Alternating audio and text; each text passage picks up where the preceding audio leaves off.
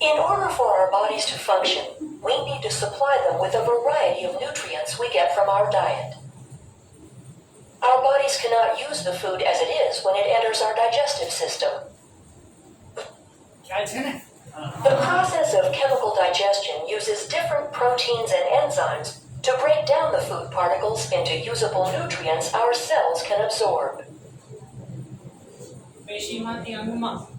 And where are the instructions to manufacture these and all the different types of proteins we need to stay alive? The instructions to make proteins are contained in our DNA.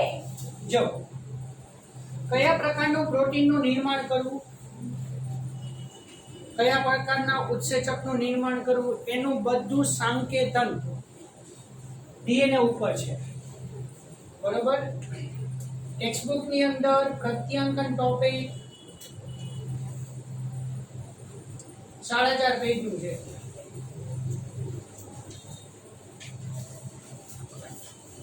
એને આપણે આપણા ભાષામાં 4.5 પેજમાં હમાવવાનું છે. એટલે બહુ મોટો પ્રશ્ન, કયા કયા પોઈન્ટ લખવા, કયા પોઈન્ટ ન લખવા. બરોબર? હવે આપણે અહીંયા આખું જે ડીએનએ છે એનો એક નાનકડો એવો ટુકડો લેવાનો છે. બરોબર?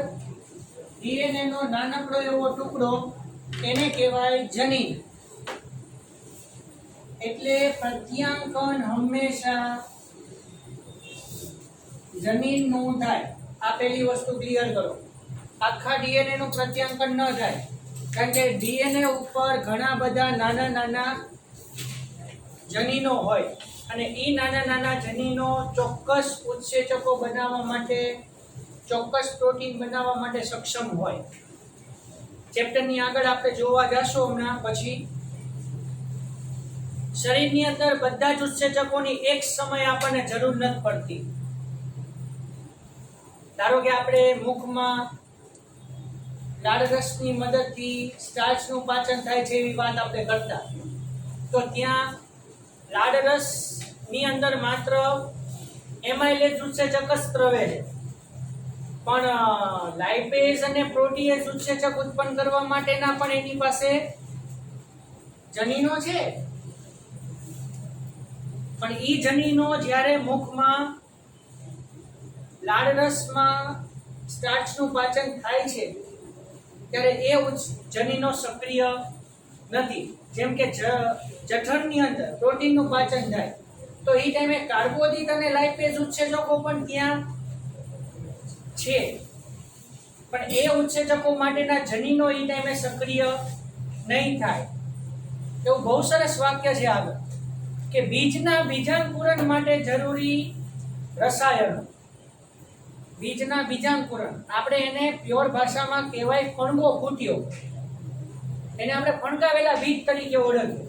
અને જે બીજમાં ફણગો ફૂટે એનો મતલબ કે એમાંથી હવે વનસ્પતિનું સર્જન થવાનું જ છે. પણ જે રસાયણોની બીજાંકુરણ ટાઈમે જરૂર પડે છે એની આગળ પુખ્ત અવસ્થામાં વનસ્પતિમાં પુષ્પ સર્જન કે ફળ સર્જન એની ટાઈમે જરૂર નથી પડતી. ખ્યાલ આવે છે? અને જ્યારે પુષ્પ સર્જન કે ફળ સર્જન માટે જે રસાયણોની જરૂર છે એ પાછા બીજાંકુરણ માટે જરૂરી નથી. એટલે એ ટાઈમે વૃદ્ધિ વિકાસ એ થવો જરૂરી છે એમ કહેવાય. એટલે એના માટેની વાત છે કે અહીંયા ડીએનએ નો નાનકડો એવો ટુકડો જનીન એ પ્રત્યાંકન કરે છે. તો ખાસ ધ્યાન રાખો, જનીન જે છે એના 4 ભાગ. આપણે આ ટુકડો એમનામ રાખીએ, બરોબર? એટલે ખાલી આ એક એક્ઝામ્પલ લઉં છું, પણ દરેક જનીનોમાં 4 ભાગ કોમન. સૌથી પહેલો ભાગ પ્રમોટર સ્થાન.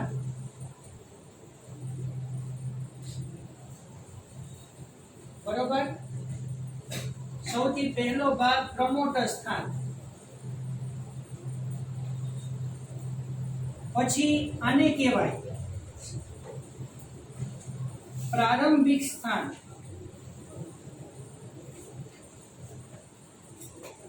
તો મેં જેમ તમને સ્વયંજનનમાં કીધું કે આરએનએ પ્રાઇમર જ્યાં બને છે એ આરએનએ પ્રાઇમર ઉપર થી નક્કી થાય છે કે ડીએનએ નું સ્વયંજનન ક્યાંથી શરૂ થશે.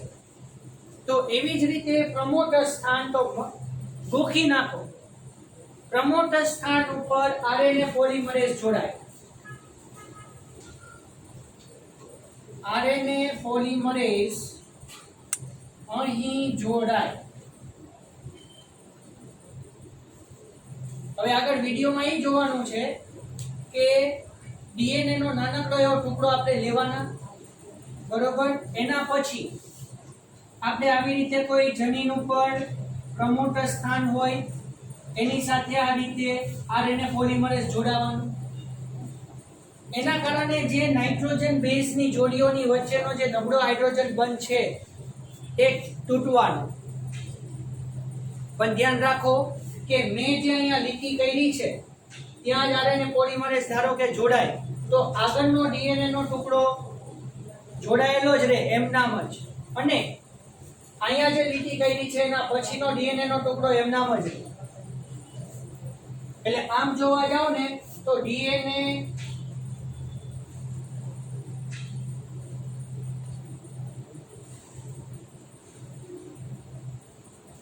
પ્રત્યાંગન માટે હું તમને યાદ રાખવા માટે એમ કહીશ કે ડીએનએ ની ચોકલેટ બને, પણ લખતા નહીં હો પેપરમાં. હા, કારણ કે અહીંયા વિચારવા જેવું છે કે અહીંયા પ્રમોટર સ્થાન સાથે આરએનએ પોલિમરેઝ જોડાયો, બરોબર. પછી અહીંયાથી એમઆરએનએ ની શરૂઆત થઈ, એમઆરએનએ બનવાની, એટલે કે પ્રત્યાંગનની શરૂઆત અહીંયાથી થઈ.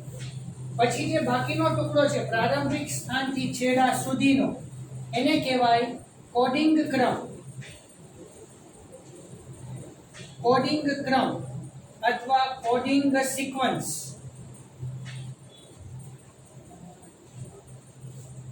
એટલે એનો મતલબ એવો છે, હવે ધ્યાનથી બીજો કન્સેપ્ટ ક્લિયર કરવાની ખાસ જરૂર છે. ડીએનએ નું સ્વયંજનન બંને શૃંખલા ઉપર થયું ને, હે ને? એટલે કે સ્વયંજનન જીપીયામાં બંને શૃંખલાઓ ટેમ્પલેટ શૃંખલાઓ તરીકે વર્તી. પ્રત્યાંગનમાં એવું નથી. પ્રત્યાંગનમાં બે માંથી એક જ શૃંખલા ટેમ્પલેટ શૃંખલા તરીકે વર્તે. શું કામ?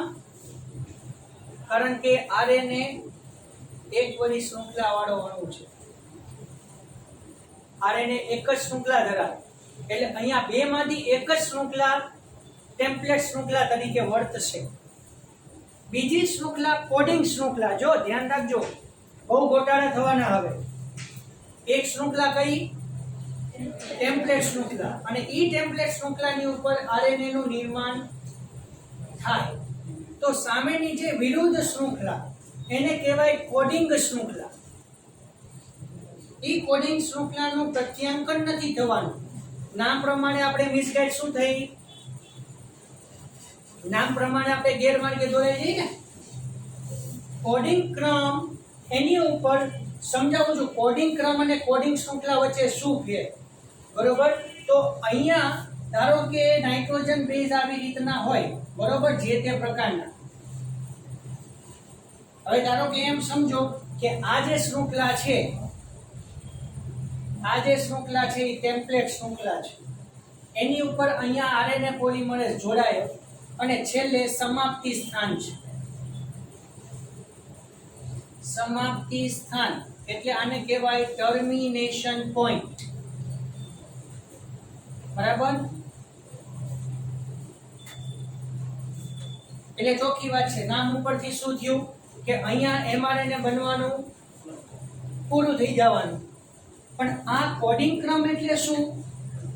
આ જે ધારો કે આ ટેમ્પલેટ શૃંખલા તરીકે વર્તતું હોય તો એની ઉપર જ્યાં નાઇટ્રોજન બેઝના સંકેતો છે એને કોડિંગ ક્રમ કહેવાય, અને સામેની શૃંખલા જેની ઉપર પ્રત્યાંકન થવાનું નથી એને કોડિંગ શૃંખલા કહેવાય.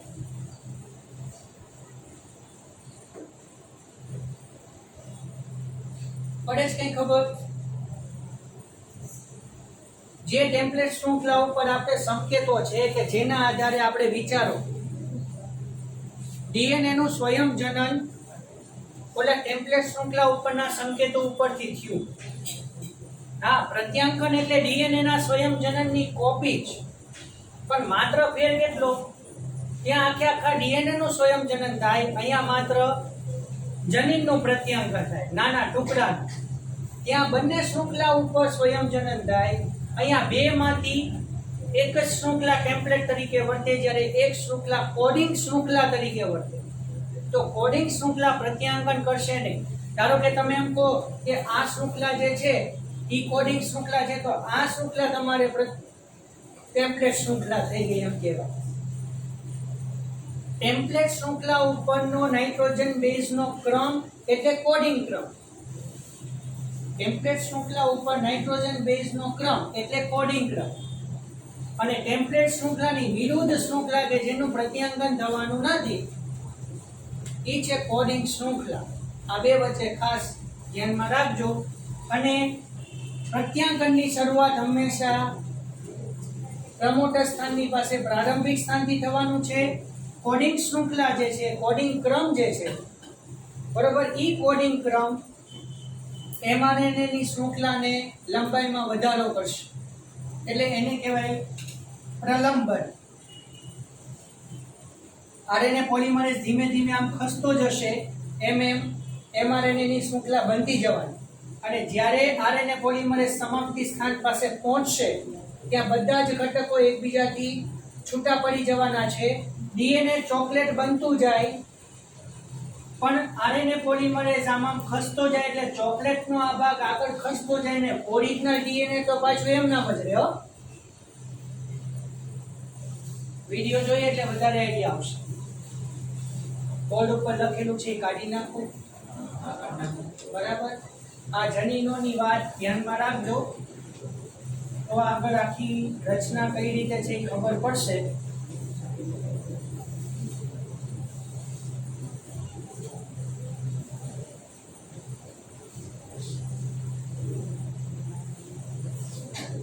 DNA contains genes.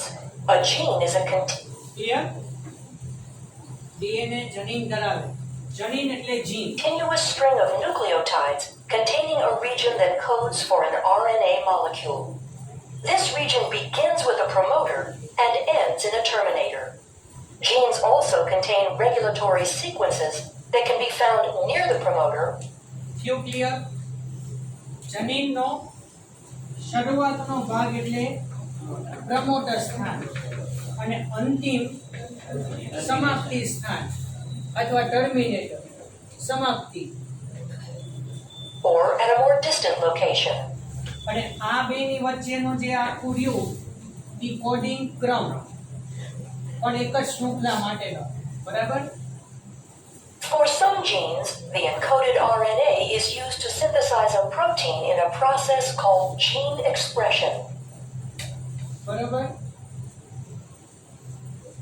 જનીનનો જે ભાગ સંકેતોનું નિર્દેશન કરીને પ્રોટીન બનાવે એને જનીનની અભિવ્યક્તિ કહેવાય. જીન એક્સપ્રેશન એટલે જનીન અભિવ્યક્તિ.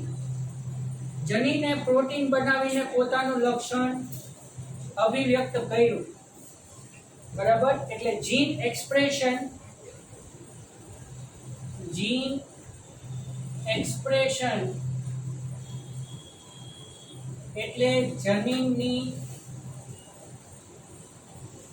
અભિવ્યક્તિ. હવે ઓલું નીચેના પૈકીની ચાર શરતો જે ઘટક પૂરો કરતો હોય એને જનીન દ્રવ્ય કહેવાય. એમાં મેન્ડેલના લક્ષણો દર્શાવતું હોવું જોઈએ એવો શબ્દ આવ્યો હતો ને આપણે.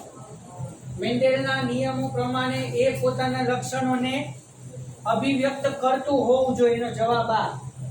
જે ડીએનએ બને છે, જો એ ડીએનએ પ્રત્યાંકન અને ભાષાંતર કરીને પ્રોટીનનું નિર્માણ નહીં કરી શકે તો એ પોતે લક્ષણને અભિવ્યક્ત નહીં કરી શકે. એટલે ડીએનએ ના અસ્તિત્વનું કોઈ અગત્યતા ન રહે, બરોબર. એટલે જનીનની અભિવ્યક્તિ એ શબ્દ આવશે.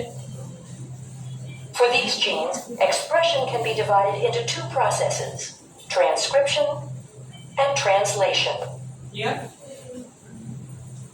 જનીનની જનીનની અભિવ્યક્તિ માટેના બે ભાગ કયા? પ્રત્યાંગન પડે કઈ ખબર? કોષ કેન્દ્રમાં થાય. આવું આવશે આગળ, બરાબર? અત્યારે ખાલી બતાવે છે જનીન અભિવ્યક્તિના બે ભાગ, પ્રત્યાંકન અને આ ભાષાંતર. તો પ્રત્યાંકન થશે કોષ કેન્દ્રમાં અને ટ્રાન્સલેશન એટલે ભાષાંતર એ થશે કોષના કોષરસમાં. સાઇટોપ્લાઝમ એટલે કોષરસ. Clear?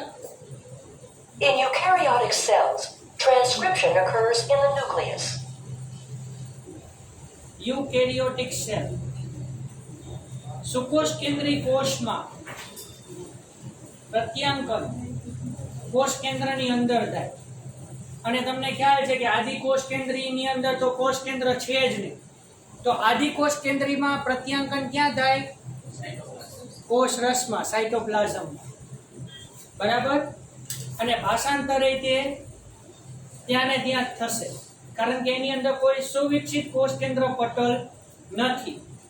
Where DNA is used as a template to make messenger RNA. બરાબર? આગળ Then in translation, which occurs in the cytoplasm of the cell, the information contained in the messenger RNA આ શું છે એ અત્યારે નથી કહેતો, બરાબર? જનીન સંકેતો અને આ છે ને tRNA છે. એટલે tRNA ની રચના ભણી પછી હું તમને આ વિડિયો બતાવીશ. બરાબર? આ tRNA છે, એક એક જે કોડ લઈને આવે છે એ એમિનો એસિડ. એટલે તમને એના માટે tRNA નું બંધારણ સમજાવવાનું છે. પછી અહીંયા ત્રણ સંકેતો છે એ સમજાવવાના છે. ચોક્કસ એમિનો એસિડ કઈ રીતે લાવે છે એ થિયરી આપણે પહોંચશું, પછી આપણે આ ભાષાંતરની વાત કરશું. બરોબર? અત્યારે ખાલી આપણે આ જ ભાગ જોવાનો છે. is used to make a polypeptide. During transcription, અચ્છા, આ હતી ખાલી માહિતી. હવે પ્રત્યાંકન કઈ રીતે થાય? બરોબર? એક મોટો પથ્થર આવશે, એનું નામ છે આરએનએ પોલિમરેઝ. એ પ્રમોટર સ્થાન સાથે જોડાવાનું. જો the DNA in the gene is used as a template to make a messenger RNA strand with the help of the enzyme RNA polymerase. This process occurs in 3 stages: initiation, elongation, and termination. પ્રત્યાંકનની પ્રક્રિયા 3 તબક્કામાં થાય. પ્રારંભિક તબક્કો, પ્રલંબન તબક્કો અને સમાપ્તિ તબક્કો. બરાબર? ઇનિશિએશન એટલે પ્રારંભિક તબક્કો.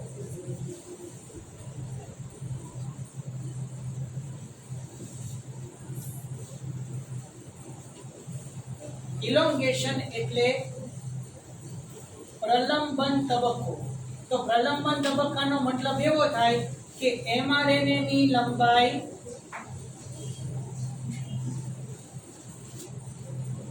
માં વધારો થાય. બરોબર? અને ટર્મિનેશન એટલે સમાપ્તિ તબક્કો. ચાલ આવે. બરોબર? 3 તબક્કા આવી રીતે સ્ટેપ બાય સ્ટેપ યાદ રાખવાનું છે. જવા દઉં?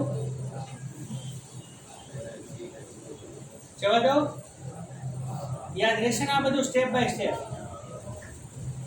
આમાં ક્રમ જાળવવો જરૂરી છે. આમાં જીકે એપ્લાય નહીં કરી શકાય. During initiation, પ્રારંભિક તબક્કામાં શું થાય? the promoter region of the gene functions as a recognition. બરાબર? એટલે આરએનએ પોલિમરેઝ પ્રમોટર સ્થાન સાથે જોડાઈ ગયું. બરાબર? આ સમજો કે આરએનએ પોલિમરેઝ છે. હવે એની અંદર ડીએનએ આવી ગયો ને. હવે એ શું કરશે? બંને ડીએનએ ની શૃંખલાને છૂટી પાડી દેશે. બરાબર? એટલે થઈ ગઈ ચોકલેટ. હે ને? આ બાજુ પેક છે ને આ બાજુ પેક છે.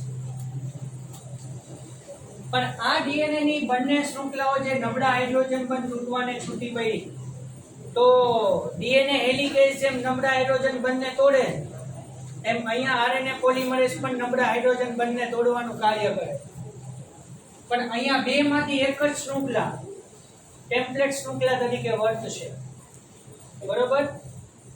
ધારો કે આ શૃંખલા ટેમ્પલેટ શૃંખલા તરીકે વર્તે તો આ શૃંખલા કોડિંગ શૃંખલા તરીકે વર્તશે. ત્યાં કોઈ ઘટના થશે નહીં. જોઈએ આગળ. Elongation. The RNA polymer. પહેલો નાઇટ્રોજન બેઝ જે અહીંયા જોડાયો ને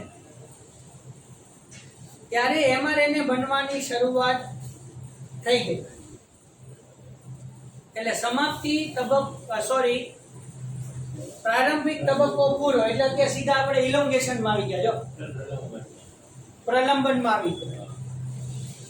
પહેલો નાઇટ્રોજન બેઝ અહીંયા પૂરક નાઇટ્રોજન બેઝ ને એટલે અહીંયા જે એડેનિન હોય તો અહીંયા યુરેસિલ જોડાય. જે પહેલો નાઇટ્રોજન બેઝ હોય એની સામેનો પૂરક નાઇટ્રોજન બેઝ. પણ ધ્યાન રાખવાની વસ્તુ એ છે કે અહીંયા બધા જે છે એ ડીઓક્સી રિબો ન્યુક્લિયોટાઇડ આવવાના. આ ડીએનએ ની વાત કરું છું. અને એની સામે જે રેડ કલરના બધા જે આ છે એ કયા છે? રિબો ન્યુક્લિયોટાઇડ છે. ડીએનએ ઉપર આરએનએ ના નિર્માણની વાત કરી રહ્યા છીએ આપણે. એટલે અહીંયા બધા ડીઓક્સી રિબો ન્યુક્લિયોટાઇડ આવ્યા આ બધા. અને આ જે બધા આવ્યા છે એ રિબો ન્યુક્લિયોટાઇડ. પણ ધ્યાન એ રાખવાનું કે આ જે ટેમ્પલેટ શૃંખલાની સામે જે mRNA ની શૃંખલા બનવાની છે એ છૂટી પડેલી કોડિંગ શૃંખલા જેવી જ હશે. પણ જ્યાં જ્યાં કોડિંગ શૃંખલા ઉપર થાઇમિન છે ત્યાં ત્યાં અહીંયા mRNA ની શૃંખલા ઉપર યુરેસિલ છે. બરોબર? અને પહેલો રિબોન્યુક્લિયોટાઇડ જોડાઈ ગયો એનો મતલબ પ્રારંભિક પ્રક્રિયા પૂરી. હવે આપણે પ્રલંબન તબક્કામાં છે. પ્રલંબન પ્રક્રિયા ત્યાં સુધી થશે જ્યાં સુધી સમાપ્તિ નહીં થાય. આ રીતે Race slides along the template. તો બીજો એક જવાબ આવી જાય ને. સ્વયંજનન 5' થી 3' ની દિશામાં થતું હતું તો પ્રત્યાંકન પણ 5' થી 3' ની દિશામાં જ થાય. એટલે અહીંયા વિચારવા જેવી વસ્તુ છે કે જે ડીએનએ ની શૃંખલા છે એના 3' છેડા ઉપર પ્રત્યાંકનની શરૂઆત થશે. આ વસ્તુ ખ્યાલ આવ્યો? એટલે ડીએનએ ની શૃંખલા 3' થી 5' બાજુ હોય ત્યાં અહીંયા પૂરક શૃંખલા 5' થી 3' ની બાજુ બને એમ કહેવાય. એટલે જેમ સ્વયંજનનની શરૂઆત આરએનએ પ્રાઇમર 3' છેડા ઉપર બનવાના કારણે ચાલુ થયું હતું જો તમને ખ્યાલ હોય તો એવી રીતે અહીંયા તે બરોબર mRNA બનવાની શરૂઆત 3' છેડેથી DNA strand. As the complementary જોવા જેવી વસ્તુ છે. bases pair. આ આવી ગયું. આ છે mRNA ઉપરની વાત અને આ છે ડીએનએ ઉપરની વાત. તો ડીએનએ ઉપર થાઇમિન તો mRNA ઉપર એડેનિન. ગ્વાનિન તો સાઇટોસિન. સાઇટોસિન ગ્વાનિન સામસામા ચાલશે. પણ આ સૌથી અગત્યનું. ડીએનએ ઉપર એડેનિન તો mRNA ઉપર યુરેસિલ. પણ ડીએનએ ની જે છૂટી પડેલી શૃંખલા છે ઉપરની બાજુ ત્યાં થાઇમિન હોવાનું. એટલે મેં તમને કીધું કે જે mRNA બનવાનું છે એ કોડિંગ શૃંખલા જેવો જ હશે. આ બહુ ઇઝીલી ડાયજેસ્ટ નથી થાય હો. mRNA ની શૃંખલા બની એ કોડિંગ શૃંખલા જેવી જ હશે. પણ mRNA ઉપર જ્યાં જ્યાં યુરેસિલ છે ત્યાં કોડિંગ શૃંખલા ઉપર થાઇમિન આવેલો હશે. બસ એટલો ફેર. બરોબર? અને ધ્યાનથી જોવા જેવી વસ્તુ છે અત્યારે કે અહીંયા આ શું છે પત્રો? આરએનએ પોલિમરેઝ સમાપ્તિ સ્થાન બાજુ ખસતો જાય છે. Interrupt. The RNA polymerase links nucleotides to the 3' end of the growing RNA molecule. બહુ ધ્યાનથી જોશો ને mRNA બનતું જાય છે, ડીએનએ જોડાતું જાય છે. આરએનએ પોલિમરેઝ સમાપ્તિ સ્થાન તરફ ખસતો જાય. Once the RNA polymerase reaches the terminator portion of the gene, the messenger RNA transcript is complete, and the RNA polymerase, the DNA strand, and the termination stage એટલે સમાપ્તિ સ્થાન. તો અહીંયા આ એમઆરએનએ બની ગયું, ડીએનએ હતું એવું ને એવું પાછું થઈ ગયું.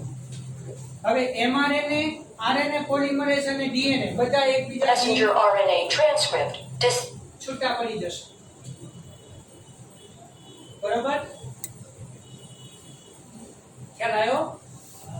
dissociate from each other. પછી આપણે કોષ કેન્દ્રમાં છીએ હો. હવે જોજો, બસ એકાદ 2 મિનિટ પછી આપણે વિડિયો સ્ટોપ કરી દઈએ. The strand of messenger RNA that is made during transcription includes regions called exons that code for a protein, and non-coding sections called intron. એટલે રેડ કલરના ટુકડા શું કીધા આપણને? એક્ઝોન. તો એક્ઝોનની પાસે સંકેતો છે કોના? પ્રોટીનના. એટલે આપણે કોનું કામ થાય? એક્ઝોનનું કામ રે.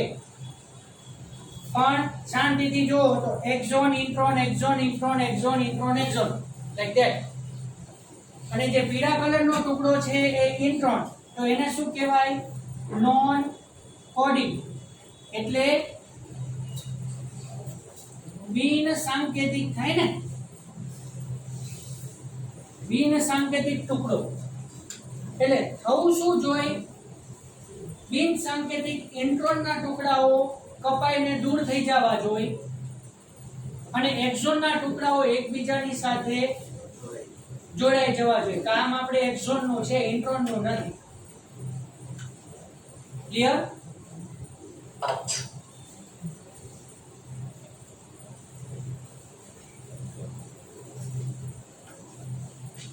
In order for the messenger RNA to be used in translation, the non-coding introns need to be removed. બરાબર? The non-coding introns need to be removed. ઇન્ટ્રોનને દૂર કરવા જરૂરી છે. એટલે હવે 4 નાના નાના પથ્થર જેવા ટુકડાઓ આવવાના છે. એને કહેવાય સ્પ્લાઇસિયોઝોમ. બતાવો. And modifications such as a 5' cap and a 3' poly A tape. mRNA માં આગળ ઘટના થયા પહેલા 5' કેપ એટલે 5' શીર્ષ, એમાં MG_PP ટેક્સ્ટ બુકમાં આપેલું છે. બરાબર? 5' કેપ એટલે કે શીર્ષ ભાગ. mRNA ઉપર 5' છેડો ત્યાં શીર્ષ ભાગ, એને કહેવાય MG_PP મિથાઇલ ગ્વાનોસાઇન ટ્રાઇફોસ્ફેટ. 5' કેપ અને 3' પોલી એ ટેલ. તો એમાં એ આવી રીતે વૃક્ષનું નિર્માણ થાય, પૂંછડીનું નિર્માણ થાય. તો પૂંછડી હંમેશા 3' છેડા ઉપર જ બને. ટેક્સ્ટબુકની અંદર પ્રત્યાંકનનું ડિસ્ક્રિપ્શન છે, એમાં છેલ્લેથી બીજા પેજની અંદર આ MG_PP અને પોલી એ ટેલ, તો છેલ્લા પેજ ઉપર એનું વર્ણન છે અને છેલ્લેથી બીજા પેજમાં એ તમને આકૃતિમાં નીચે બતાવેલું છે બધી.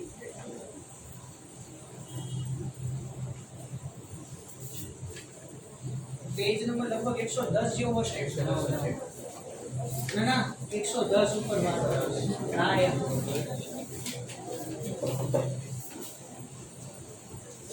110 ઉપર તમને MG_PP અને પોલી એ ટેલ નીચે આકૃતિમાં તમને બતાવ્યું હશે અને એનું વર્ણન 111 ઉપર કરેલું છે. પછી આપણે જોશું અહીંયા. બરાબર? આ યાદ રહેશે.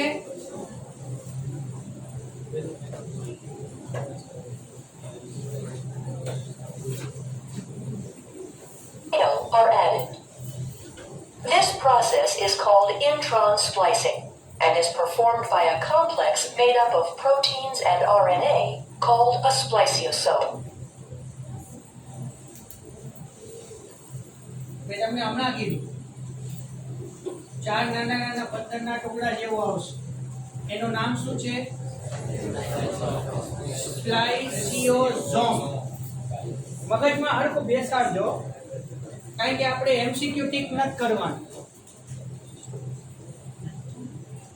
આ લખવાનું છે સ્પ્લાઇસિયોઝોમની મદદથી સ્પ્લાઇસિંગ થશે સ્પ્લાઇસિંગ એટલે શું થયું एक्सोन नजीक नजीक આવ્યા બે एक्सोन ની વચ્ચે જે ઇન્ટ્રોન હતું એ કાઢી નાખ્યું એટલે ઇન્ટ્રોન કાઢી નાખવાનું અને બે एक्सोन સામસામે જોડાઈ દેવાના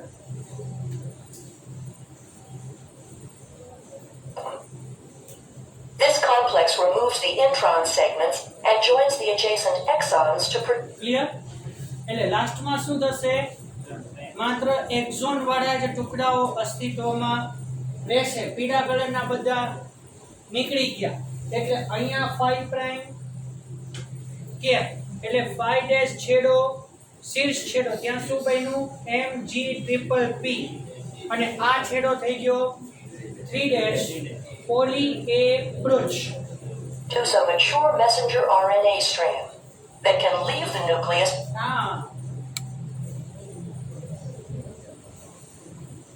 એમઆરએનએ ની શૃંખલા બન્યા પછી હવે કોષ કેન્દ્ર છિદ્ર મારફતે કોષરસમાં આવી જશે હેને અહીંયા પ્રત્યાંકનની ઘટના પૂરી બરાબર Through a nuclear pore and enter the cytoplasm to begin translation. Clear પાક્કું ચાલો આ આખો વિડિયો એકવાર શાંતિથી જોઈ લો હું કાંઈ વચ્ચે બોલતો નથી બધું જ તમને સમજાવી દીધું છે બરોબર In order for our bodies to function, we need to supply them with a variety of nutrients we get from our diet. Our bodies cannot use the food as it is when it enters our digestive system. The process of chemical digestion uses different proteins and enzymes to break down the food particles into usable nutrients our cells can absorb. And where are the instructions to manufacture these and all the different types of proteins we need to stay alive? The instructions to make proteins are contained in our DNA. DNA contains genes. A gene is a continuous string of nucleotides containing a region that codes for an RNA molecule. This region begins with a promoter and ends in a terminator. Genes also contain regulatory sequences that can be found near the promoter or at a more distant location. For some genes, the encoded RNA is used to synthesize a protein in a process called gene expression. For these genes, expression can be divided into two processes, transcription and translation. In eukaryotic cells, transcription occurs in the nucleus, where DNA is used as a template to make messenger RNA. Then in translation, which occurs in the cytoplasm of the cell, the information contained in the messenger RNA is used to make a polypeptide. During transcription, the DNA in the gene is used as a template to make a messenger RNA strand with the help of the enzyme RNA polymerase. This process occurs in 3 stages: initiation, elongation, and termination. During initiation, the promoter region of the gene functions as a recognition site for RNA polymerase to bind. This is where the majority of gene expression is controlled, by either permitting or blocking access to this site by the RNA polymerase. Binding causes the DNA double helix to unwind and open. Then during elongation, the RNA polymerase slides along the template DNA strand. As the complementary bases pair up, the RNA polymerase links nucleotides to the 3' end of the growing RNA molecule. Once the RNA polymerase reaches the terminator portion of the gene, the messenger RNA transcript is complete, and the RNA polymerase, the DNA strand, and the messenger RNA transcript dissociate from each other. The strand of messenger RNA that is made during transcription includes regions called exons that code for a protein, and non-coding sections called introns. In order for the messenger RNA to be used in translation, the non-coding introns need to be removed, and modifications such as a 5' cap and a 3' poly A tail are added. This process is called intron splicing and is performed by a complex made up of proteins and RNA called a spliceosome. This complex removes the intron segments and joins the adjacent exons to produce a mature messenger RNA strand that can leave the nucleus through a nuclear pore and enter the cytoplasm to begin translation.